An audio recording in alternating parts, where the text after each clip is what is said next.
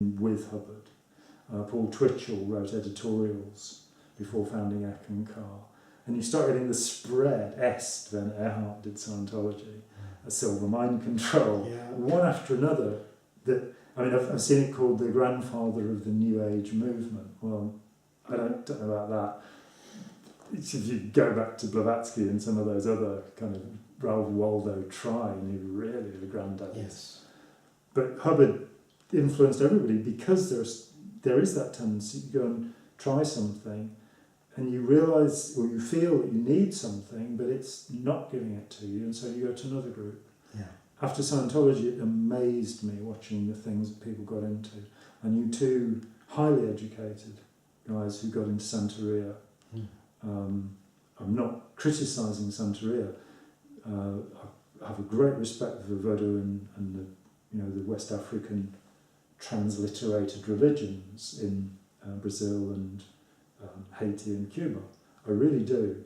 I respect, they're not just silly horror movie beliefs or anything. So I'm not saying that. It's just that Santeria is such a foreign culture from somebody who's, got a master's from Yale in English literature or something, to now be sacrificing chickens with the view of entering this other world. And I still have a great respect for what they believe.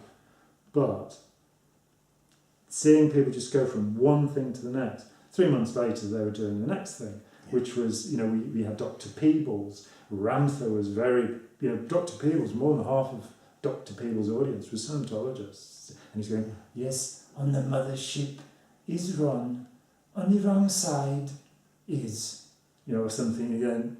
What is he talking about? And they're paying him $100 a pop to listen, or her, or whatever it was, to do this thing. And then Ramtha started talking about Hubbard, and they all got very interested.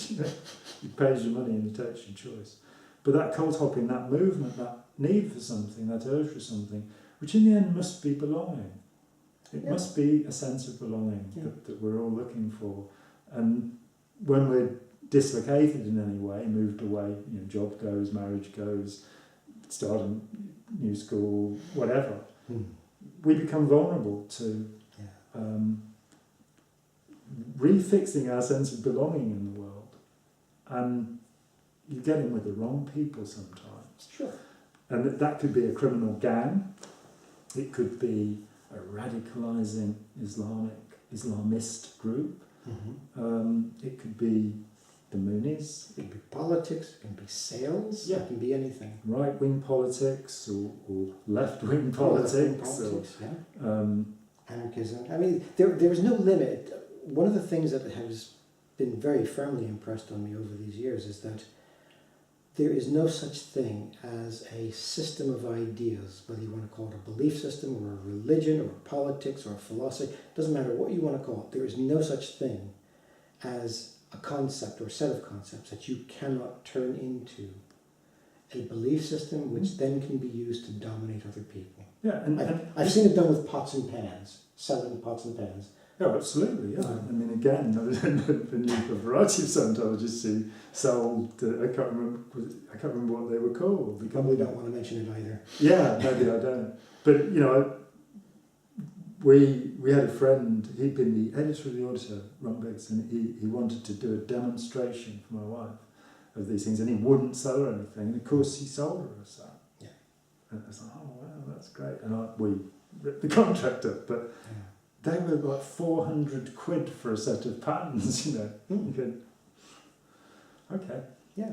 And so but exactly that overlap of... Yeah, exactly. And so when the subject of brainwashing or whatever comes up, normally by the time we're in the room together as a family, I have prepared the family members already to understand that it isn't simply a black and white, he's under, he's some kind of a zombie or mind controlled or whatever, but that there is this range of different techniques which may have been used, and usually according to what the group is, you know pretty much what it is.